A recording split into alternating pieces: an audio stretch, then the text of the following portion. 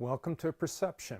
This is the second part of this chapter. In the first part, of course, we looked at sensation and all the elements that are contributing to us taking in information and processing it in a way that our brain can understand it and therefore give us a view of the world. And so what we're going to do in this one is look at the other half, and that is the perception. And the first thing I want to do is walk you through the process of what is generally the process overview of perception. And then we'll carry on through the theoretical perspectives and give you an overview of perception, and particularly what are the influences on what makes our perception more accurate or problematic. All right, so let's get started. What you're seeing here is essentially a process model, essentially what we do to make sense of the world around us, our perception. And it will be partly what helps explain to us why we don't see things exactly alike and why we have misunderstandings, and why is it that when we have a dialogue about something that's going on in the world, the person I talk to doesn't see the same way that I do. Why do we see things differently? It happened, it is what it is. This model will help us understand that a bit, and it begins with selecting, or more accurately, selecting and deleting. So there's so much stimuli out in the world, you know, visual, auditory, kinesthetic, gustatory, olfactory, so much stuff. We can't select it all. In fact, if you do have a tendency to select it all, it has a bigger impact in terms of another course that I teach. It's an abnormal psychology, and it becomes a psychological disorder because it's too much for us to process and make sense of, and it causes problems with our daily functioning. And so we tend to select and deselect. Now, one of the easier ways as a teacher for me to make sense of this, and I've done this testing in class before, is those students that are paying attention to the front of the room and listening to the teacher and raising a hand and maybe asking questions are selecting parts of the information. And then there's other students who most notably are on their phone or on their computers and are selecting different information. Now, under the false pretense that they're able to do both at the same time. And we can't. We haven't evolved that much yet, when we won't be evolving that quickly. That'll happen in your lifetime, my children's lifetime, your children's lifetime. We just don't move that quickly. Our brains don't evolve. However, what's interesting about this is because of the different way that we select and deselect and what information we pay attention to and don't, later in this video we'll look at some of the influences on this process. You know, what influences why we do get a hold of information well or why we don't. And one of them is focus or attention. And if you don't pay it, you remember and can make sense of only what you pay attention to. And you can't do two things at one time. Here's a test for you to try, if you are able to do both things at one time, is to, on your left hand, tap out the beat and the rhythm to "Oh Canada," and on the right side, do your favorite song. You should be able to do both at the same time if you're able to do two things at one time. But we can't. We're not at that point. So we have to select one thing and do that, and then select the other and do that. And we can go back and forth, but while we're doing this one, we can't do this one.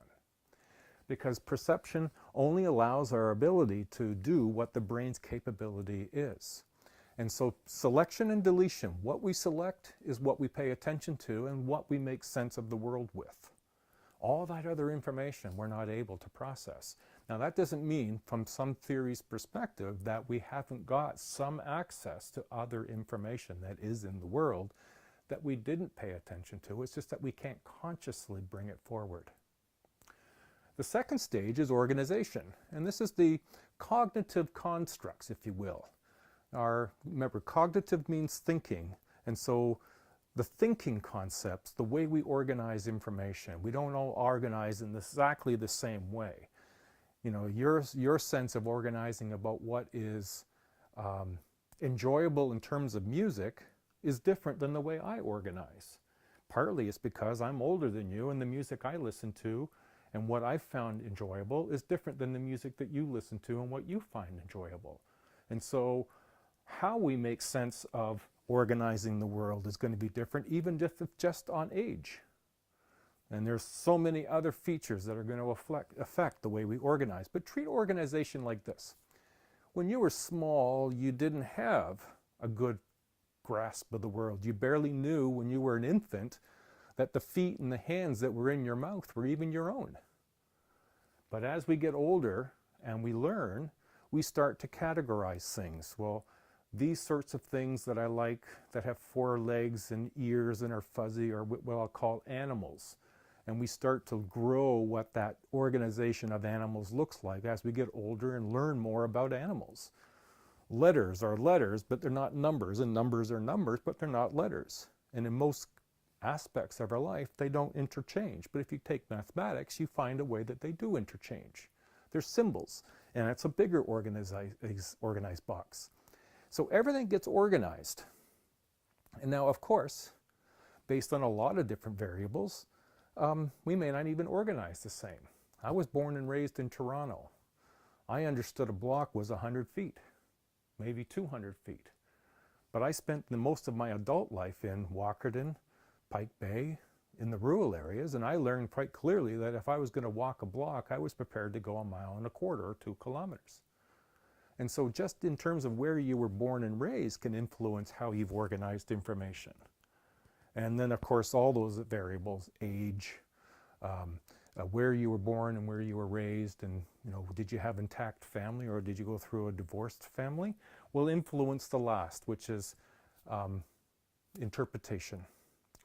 So we select information, we organize that information in order for us to be able to interpret it and navigate the world. And so this organization into interpretation is so conditioned on organization and on selection. And so therefore it's really not surprising that we don't see everything the same. Perception is a very big area. Our brains are very capable, but it's only capable to manage our understanding of the world based on what we've put in it, how we've organized it in order to understand it. So imagine, not have to imagine, you were in school to gain a career, nursing, power engineering, marine, business, ECE, whatever it is. You're getting information that has been selected in part for you, but you need to select that for your perception, organize it in a way that's retrievable because you'll have tests and assignments, but more importantly, it will help you with interpretation so that when you do get a career in one of those industries, you can do the job. You can do the job well because you understand why you're doing it. Perception is a powerful tool. Use it wisely, select information that you need, organize it in a reliable way so that you can interpret the world in a way that will give you the best out of your life. Let's look at some of the other factors that explain perception and influence perception. Now, looking at Gestalt Principle, this has a significant role to play in the understanding of perception. Now, Gestalt is a German word that refers to the whole form, pattern, or configuration of a person, what a person perceives. Now, an example, a common one that's understood and we've probably seen before is what's known as figure ground. When viewing the world, some objects will be the figure, often seems to stand out from the background, which the background would be the ground. So in this particular one, you might see 2 people facing one another, or you might see the vase in the middle. And that's one of the significant parts about Gestalt, is that we don't necessarily see the whole thing, we just see the thing that stands out, and sometimes we miss some of the other things. And there are other examples. There's all sorts of them all over the place. Here's just some examples. You might see all of these and you might not. You see the me and the you, the illusion and optical, teach and learn, good and evil. Now these are all different examples of this figure ground experience where some things stand out at you and some things don't. And this is where, in perception, we don't always see the same thing, and we may, in fact, misunderstand because we just didn't see it. I'm sure you've had the experience where you saw something and your friend absolutely did not. And it's sometimes just based on as simple a principle as figure ground. Now we'll carry on with a few other examples about what is, this Gestalt and some of these principles of perceptual organization. So what you're seeing here, and you find this in your textbook, you see similarity, proximity, continuity, and closure. And these are examples where similarity is objects that have similar characteristics are grouped together. Now, just because the grouping of the dots are horizontal or vertical and the color shading, we just assume they are a part of a whole. So that is a line going vertical, or that's a line going horizontal, because of what we describe as similarity, because they're similar objects. Now, proximity is objects that are close together are perceived to belonging together. Just because those lines seem to be in pairs, we assume to be that way. They could just be 8 lines, but no, we, because of proximity of 2 together, will group them into pairs of 2. Continuity, figures or objects are perceived to belong together if they appear to form continuous patterns. Now, just because they seem to intersect the way they do, we create that as continuity because it makes more sense for them to be that way. In the same way that closure, where the figures with gaps are perceived to be complete just because they are mostly complete. So we'll close in those lines to make it a more complete perception. And that's something that we standardize and we do. I mean, this is why a lot of things make sense to us. It isn't that everything out in the world is complete and made to be that way for us. Sometimes we just do that. If we don't hear all the words of from someone saying, we will just fill in the blanks. If we don't see all elements, we will just fill in the blanks. That's kind of how our brain operates. It doesn't see everything, but it will fill in the blanks to help us see a more complete picture. Now, do we always fill in the blanks exactly the same from person to person and from day to day? Not so much. Let's carry on with this. We'll look at some of the other perceptual constancies. Perceptual constancies is the tendency to perceive objects and maintain as maintaining the same size, shape, and brightness and color despite changes in lighting conditions or changes in retinal images that result in the objects are being viewed at different angles or distances. Let's look at some examples. Size constancy is even though we see the size change as people move away and towards, we still don't think they change size. Just because the camera is close to the foot looking at people that are further away, we don't think the foot got bigger or the people got smaller. Size constancy allows us to recognize that the people are the same size as they are at all times, and the foot is generally the same size as it was at the end of your foot before you took the picture. We don't get it mixed up. Shape constancy kind of works the same way, that objects remain the same even if their orientation is different. That even if you have, you look at a car from the bottom, it doesn't become something else other than the bottom of the car. That the door being partly open or partly closed, it still is a door, and we don't think that the size shift and change changes what the object is. And that's part of what is in our perceptual constancy, that these things don't change. We understand them when we know that. Here, let's look at another one. Brightness. This is a common one that's been you can probably have seen before. Objects maintain the same amount of brightness even when there's a different amount of light on them. So even though the 2 gray stripes running horizontally look like they're different colors, but because of the orientation to the black stripes going horizontally, those vertical lines look like they're different colors, but in fact they're the same color of gray. Now, that's where we get tricked, and I'm going to post a video with this week on perception, looking at some scientists who've done research on perception to show how our perception can in fact trick us and why we can't always trust that everything that we see is the way it is. Let's carry on with one more. And I referenced this in another video. This is color constancy, that objects maintain the same color regardless of the lighting conditions. The orange in the bottom is the same color orange. The brown at the top is the same color brown, but it's in different light. You can do this check on your own. Wear whatever clothing you want in the daylight and out, or in your room with the light on, but then go into your closet and have a much less light and notice how the brightness of the color changes. It's not that the color changed. We understand that the orange shirt that I have in the light and went into the dark didn't change color. We know it's still orange, and that's what we mean by color constancy. Now, when it comes to depth perception and looking at the ability to perceive the visual world in 3 dimensions and to judge distances accurately, we can look at 2 different concepts. One is binocular depth cues and monocular depth cues. Now, the binocular depth cues are visual depth cues that depend on both eyes working together to provide convergence and binocular disparity. Now, you'll find those in your textbook, but it's what gives us the ability to see perspective, that the railroad tracks, when looked at it from this perspective, go from wide to narrow and show us depth.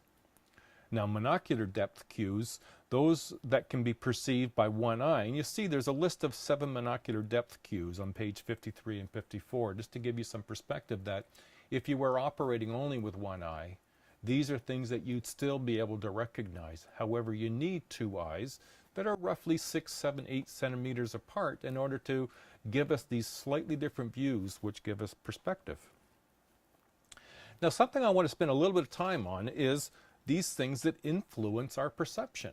Now, perception, like I've been expressing, isn't something that we do without effort and that we don't do consistently from person to person and from day to day. There are different issues that can affect, our ability to perceive. Fatigue, our age, our backgrounds, where we were born and raised, our family types, all will affect, our perception. What my family's belief systems were are going to affect my belief systems, which will affect one of the elements that we'll talk about here in influences and perspective. So one of the first things, and I've mentioned it in the introduction, is around attention. Now, attention is the process of sorting through sensations and selecting some for further processing. Now, if you don't select it, whatever you're paying attention to is what you are selecting. And as I mentioned in the introduction, if you're selecting your phone, you are not able to take in the information and pay attention to what's being said at the front of the class. And so, attention is what it is you focus on and what you look at and what you listen to that gives you something that you can process and then put it into an organized box and later be interpreting it.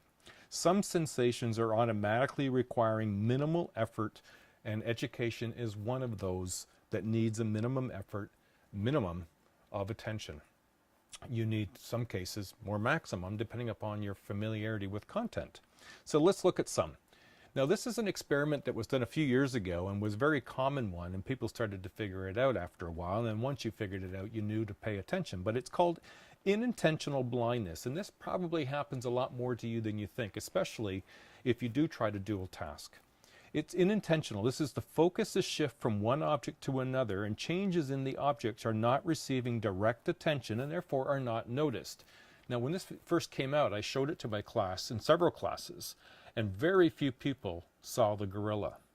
Now, the instructions that are given before this video, and this is why it works best, is that you would be given the instruction to watch the people in the white shirts. Now, in the video that I was showing, they had a basketball they were throwing around, and I asked them to count the number of passes that the white shirted people made, and gave them the precondition that it seemed that men and women didn't do this the same way.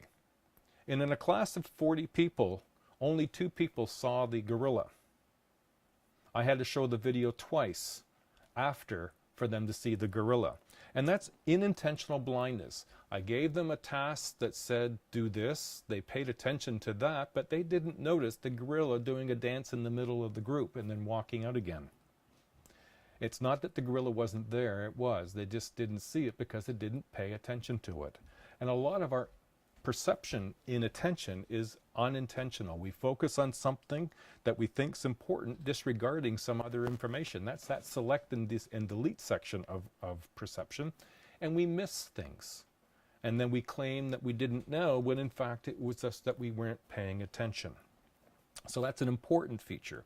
Now, what's also interesting about perception is what's known as the cocktail party phenomenon. This is where, in a crowded room of noisy people, how it is that we could hear our name, in this crowd, and that focus follows due to the assumption that other meaningful information is going to follow. So here I am in this crowd, and I hear Steve and some other information. I'm hearing Steve, and I automatically go to it, and then I assume there's going to be other information that will be important for me to know. That's a phenomenon that occurs with familiar terms. Now, I've mentioned this term before already, and I'm going to sort of go through it again, and that is focus. That is information that receives focus is remembered while other stimulation received at the same time is lost. It's where we aren't able to attend and focus to multiple things at one time, because some of it will get more of our attention or more of our focus, and it will be what we remember, whereas other information occurring at the same time that didn't get our focus won't be remembered. So hearing words spoken into both ears at the same time, only the words that were receiving focus of the attention are recalled. So here's an example. If you get two of your friends to sit on either side of you and each to talk about some completely different topic on either side of your head. So one ear is receiving one friend talking to you about, something they did last summer, and the other friend is talking to you about what their plans were for Christmas this year. The challenge would be, whatever you focus on is what you're going to remember. And the more varied the subject, or even the more similar the subject is, that you can only pay attention to one thing at a time. And that's what focus is. Now, another point to bring up is around what's known as previous knowledge, is that this can be both good and bad. Previous knowledge enhances or leads to perceptual errors. That if I think I know already, and I disregard what's being said, if what I'm being told or what's being said is different than what I already thought I knew, then I've missed this new information. And so that brings about perceptual errors. And I see this in my own classes from time to time. People say, well, I already know that. And so by saying I already know that means that they're not prepared to hear any new information that might be related to this topic because, well, they presumed they already know that. And so we do need to be careful with prior knowledge, that prior knowledge is just information that we've known in the past. It isn't necessarily reliable information in the future. So in school in particular is to get beyond what we think we know and be prepared to gain new information about what we don't already know, or to reinforce what we already know. This next point has two sides to it. It's bottom-up and top-down thinking or processing. The bottom-up processing, this is received stimuli are combined with whatever prior knowledge we have to make inferences about the received patterns. So if you're in nursing as an example, and you know that there's a circulatory system, but now you're getting more detail about that circulatory system. Now you're doing bottom-up processing where you're taking this new information and applying it to previously understood patterns. Whereas top-down processing, this is taking previous experience and conceptual knowledge that are used to recognize stimuli and logically deduce individual components of the whole. So instead of the previous example on the bottom down, if I'm given some cues, I'm given some, I'm given aorta, I'm given, veins and arteries, I will take that bit of stimulus combined with conceptual knowledge about circulatory system and start to put inferences that are, you must be talking about the circulatory system. And both of these ways aid in our education. The last, and this is in your textbook as a reminder, if I told you you could enjoy this raspberry sherbet, but you see that it's green, what impact might that have on how you taste it?